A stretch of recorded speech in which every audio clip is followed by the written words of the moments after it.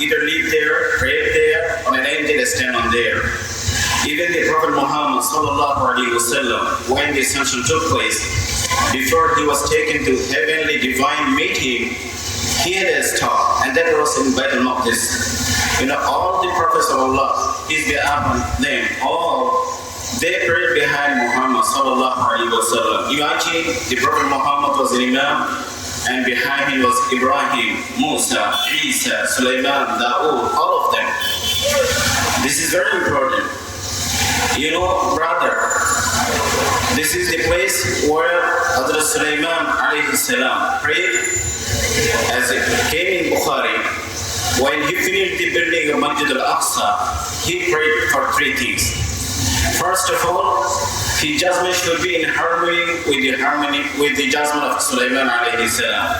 Second, he said, no one came here with the intention of prayer, he will be forgiven.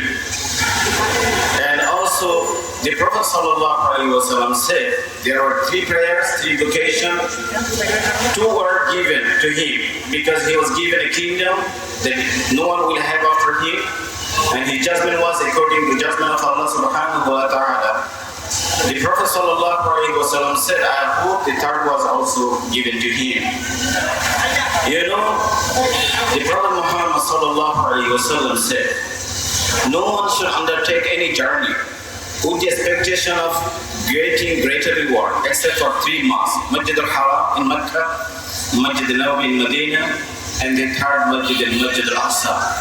This is where Musa alayhi salam was buried.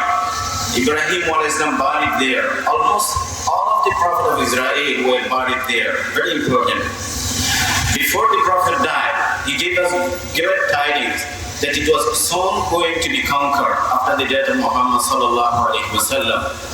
Brother, Israel, almost is occupying forces, a terrorist state, and now they almost occupy all of the Palestinian land. As the Prophet sallallahu alaihi wasallam said, "Yushiku anta tada'aykum umam." A time will come when whole nation will come to consume you, to devour you, as if diners come to a dish, inviting one another. And this is happening right now.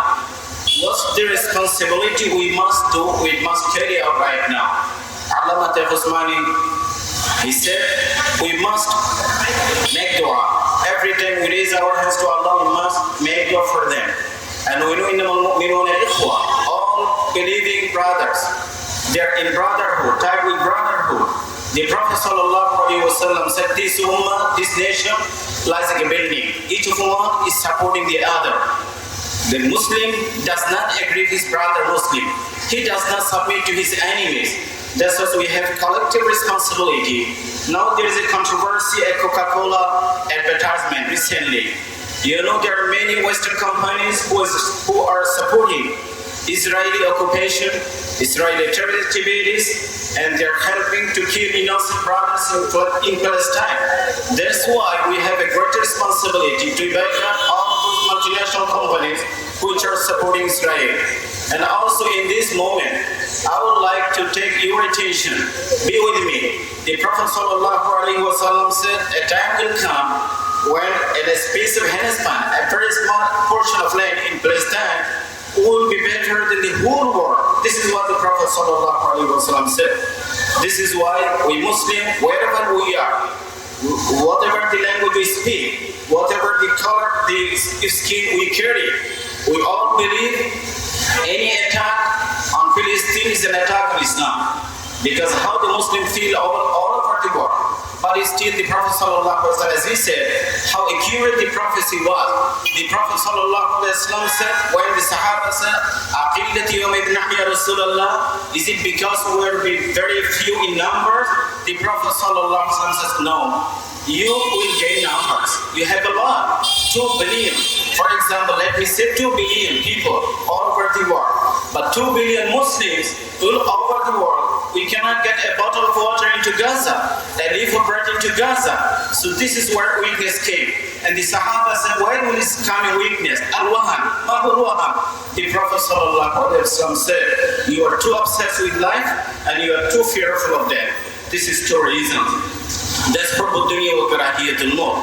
That's why we have the responsibility, my brothers here, ulama, and many dignitaries here, will not be so upset with life. Sometimes, if you are so upset with life, it will cost you your life. It's a Mongol attack, in Tatar attack in Baghdad, many hundred years ago.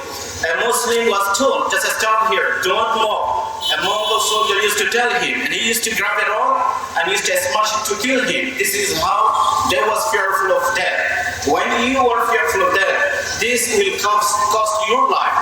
That's why the Prophet ﷺ said, here's the remedy, here's the solution. We must be ready even to sacrifice our lives. And death will come. Definitely, understand. Will not be much afraid of death. Jazakumullah khair for giving me a patient hearing. Assalamu alaikum wa rahmatullahi wa barakatuh.